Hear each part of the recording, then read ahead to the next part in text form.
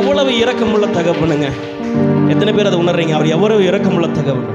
யோசுவா 7வது அதிகாரத்தில் வாசித்தோம்னா ஒரு சம்பவம் நடக்குதுங்க. என்னென்னா, ஒரு தவறு நடந்துருது. ஒரு மனிதனால் ஒரு தவறு நடந்துருது. அந்த தவறுக்கு என்ன பண்ணுறாருன்னா, உடனே அவனை அழிச்சா மட்டும்தான் நான் வந்துட்டு இந்த இடத்துல கிரியை செய்வேன், நல்லது செய்வேன் அப்படின்னு சொல்லி ஒரு வைராக்கியமாக இருக்கிறார் கடவுள். அல்லேலூயா. அதை படிச்சுக்கிறீங்களா யோசுவா 7வது அதிகாரத்தில்? அல்லேலூயா.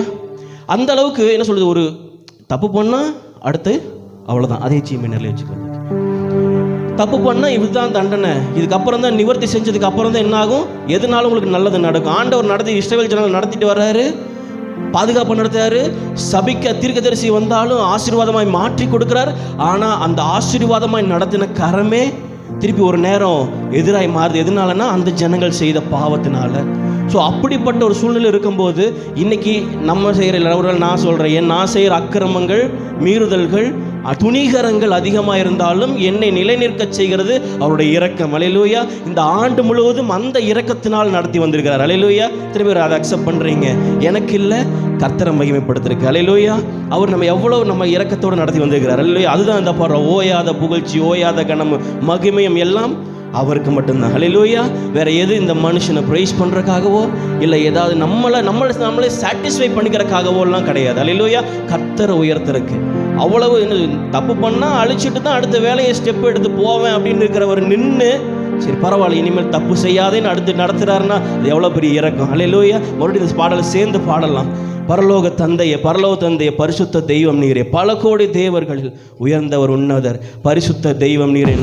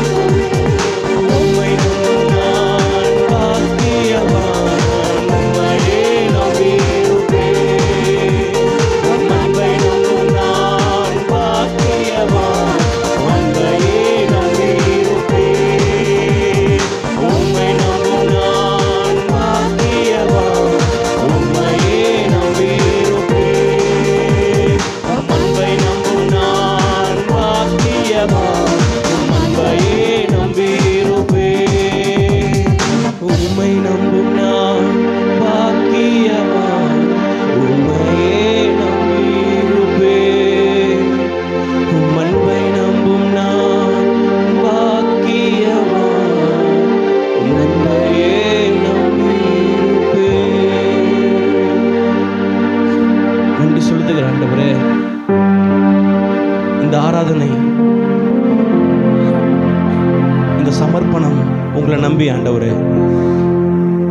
அப்பா, எங்களை அர்ப்பணிக்கிறது உங்களை நம்பி ஆண்டவரே. நாங்கள் ஜீவனோடு நிற்கிறது உங்களால் ஆண்டவரே. கர்த்தாவே, கிருபைக்கு நன்றி ஆண்டவரே. எங்களை நினைவு கூர்ந்தவருக்காக நன்றி ஆண்டவரே. எங்களை நினைவு கூர்ந்ததுக்காக நன்றி செலுத்துகிற ஆண்டவரே. எங்களை நினைவு கூர்ந்திருக்கிறீங்க, நன்றி ஆண்டவரே. நன்றி அப்பா, நன்றி அப்பா, நன்றி அப்பா. ஒரு நன்றி மறவாத இருதயத்தோடு நாங்கள் புதிய ஆண்டுக்குள்ள பிரவேசிக்க தேவனே இல்லை கிருபை செய்தரலுங்க ஆண்டவரே. ஒவ்வொரு ஆராதனையும் ஆண்டவரே நாங்கள் நன்றி மறவாத இருதயத்தோடு ஆராதிக்க தேவனே கிருபை செய்வீராக.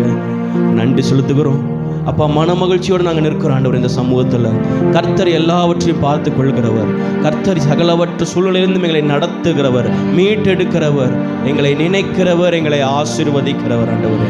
அதுக்காக நன்றி, நன்றி அப்பா, நன்றி அப்பா.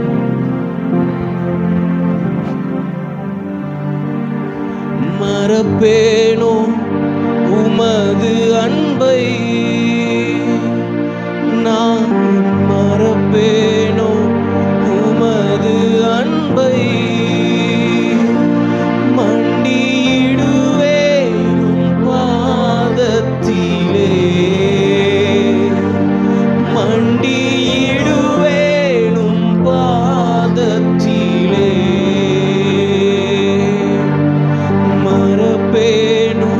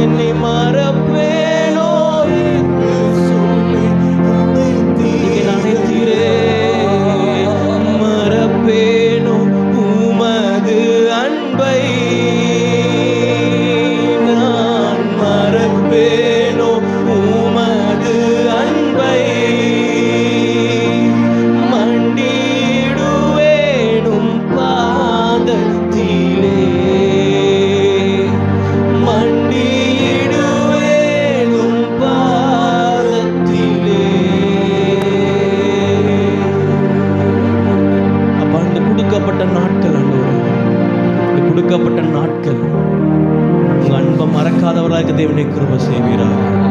ஒரே விஷயத்தை மட்டும் நான் சொல்லிட்டு ஆராதனை முடிக்கிறேன்.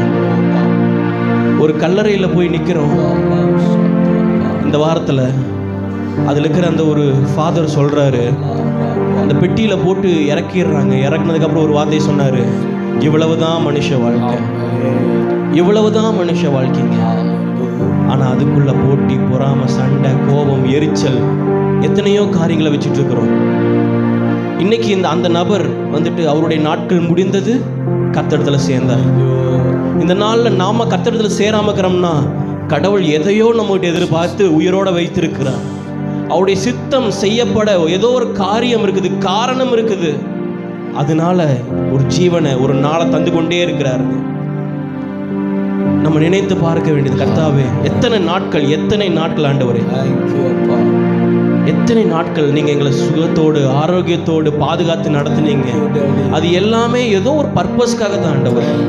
எங்க வாழ்நாட்கள் எல்லாம் ஒரு பர்பஸ்க்காக தான் படைச்சிருக்கிறீங்க. ஆனா அதை விட்டுட்டு எங்களுடைய சுய வழியில, சுய விருப்பத்துல ஓடிக்கிட்டே இருக்கிறோமே ஆண்டவரே. ஒரு நிமிஷம் ஓய்ந்திருக்க தேவனை கிருபை செய்தரு. எது முக்கியம், எது பிரதானங்கிறத நோக்கி பார்க்க உதவி செய்தருங்க ஆண்டவரே. உங்க சமூகத்துல ஒப்பு கொடுக்குற ஆண்டவரே, எங்க வாழ்க்கையை எதுக்கோ கொடுத்துருக்கிறீங்க ஆண்டவரே. அந்த வாழ்க்கையின் நோக்கத்தை உங்க சமூகத்தில் அமர்ந்து நாங்கள் கேட்டு அதன்படி வாழ்ந்து உங்ககிட்ட பிரவேசிக்க தேவனை கிருபை செய்தருளுவீராக. அந்த நேரத்தில் ஆண்டவரே எங்க இருதயம் நன்றியால நிறைந்திருக்கட்டப்பா. நன்றியால நிறைந்த அந்த ஆராதனை செலுத்த, நன்றியோடு செபிக்க, நன்றியோடு ஒவ்வொரு காரியங்களையும் செய்ய தேவனே கிருபை செய்தருளுவீராக. ஒரே விஷயம் கூட சேர்ந்து சொல்லி முடிங்க. மறப்பேனும் உமது அன்பை, நான் மறப்பேனோ உமது அன்பை, மண்டியிடுவேனும் பாதத்திலே, மண்டியிடுவேனும் பாதத்திலே. எபினேசரே ஆராதனை, எனக்கு துணையாய் வந்தவரே ஆராதனை. எபினேசரே ஆராதனை. என் வாழ்க்கையில ஆராதனை. இந்த சமுத்திரம் ஒப்பு கொடுக்கிறோம் கர்த்தாவே. வார்த்தையின் பகுதியில் எங்களோடு கூட நீங்க பேசுவீராக. கர்த்தருடைய வார்த்தை எங்களை நிலைநிற்க செய்யட்டும், எங்களை உருவாக்கட்டும், எங்களை வளர்த்தெடுக்கட்டும் என்று நாங்கள் வேண்டிக் கொள்ளுகிறோம். அந்த சிந்தனையோடு கர்த்தருடைய வார்த்தை என்ன பேசப்பட போகிறது, இந்த வார்த்தை என் வாழ்க்கையில் இன்னைக்கு எனக்கு என்ன செய்ய போகிறது, அதனால நான் மாற வேண்டிய காரியங்கள் என்ன, இல்லை நான் இன்னும் வெளப்பட வேண்டிய காரியங்கள் என்ன அப்படின்னு சிந்திச்சு உங்கள் வார்த்தைகளை கேட்க எங்களை ஒப்பு கொடுக்குறோம். ஆவியானவரே நீங்கள் ஆளுகை செய்யுங்க. உங்கள் வார்த்தையை பகுதியில் உங்கள் பிரசனத்தையே உணர முடியாதபடி தடையாகிற காரியங்கள் இயேசுவின் நாமத்தினாலே அப்புறப்படுத்துகிறோம், எங்களை விட்டு விலக்குகிறோம். எங்கள் சிந்தனையை இந்த கூடாரத்திற்குள்ளாக வைக்கிற ஆண்டவர், உங்கள் வார்த்தையின் மேலே வைக்கிற எங்கள் கண்களை உண்மையிலே பதிய வைக்கிறோம் ஆண்டவர். எங்கள் கண்கள் பதிந்திருக்கட்டும், உங்களுடைய வார்த்தையின் மேல பதிந்திருக்கட்டும் அப்பா. வார்த்தை அற்புதத்தை செய்யட்டும். வார்த்தையா அப்பா எங்க வாழ்க்கையை உருமாற்றட்டும் ஆண்டவரே. குயவனே குயவனே எங்களை வணைந்தெடுங்க. உமக்கு பிரியமானபடி, எங்கள் சித்தம் அல்ல உம் சித்தம் போல வணைந்தெடுத்து உமக்கு மகிமையாய் பயன்படுத்துங்க. இயேசுவின் நாமத்துல வேண்டுகிறோம்.